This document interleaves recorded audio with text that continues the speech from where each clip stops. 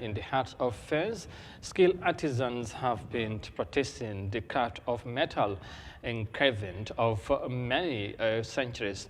Now passed down through generations, the techniques have become a cornerstone of the countries, of course, of the African countries' cultural identity, as featured in this report. Despite this significant breakthrough, some of the artists are still faced with challenges. Here's more of that. Moroccan crafts are handmade with the help of traditional tools. Among the most popular involves metal engraving, an ancient art which requires a lot of experience to perfect. So much so, many of the best have been honing their skills from a very young age. I use different tools to engrave on copper, silver and gold. The process involves a complex series of steps. The first step is the drawing step, where I rely on creativity and accuracy in measurements. This is followed by the cutting stage, then comes the engraving stage, and finally comes the stage of assembling the pieces. Many local associations or guilds of artisans in this field are now making efforts to preserve and promote their craft.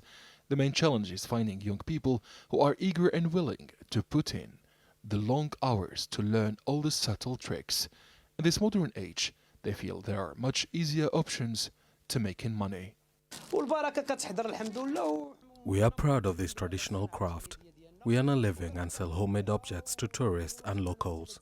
The problem is that it has become hard to find apprentices who are patient enough to learn and develop this work. Many prefer to work at factories.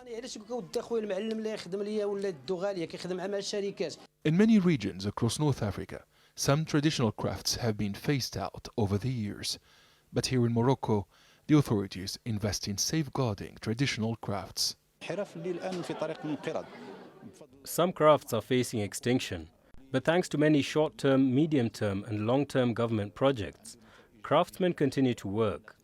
The social aspect is important in supporting craftsmen. Any client or family who decorates their house with craft objects contributes to the welfare of this sector. Then this craftsmanship is passed down to the next generation.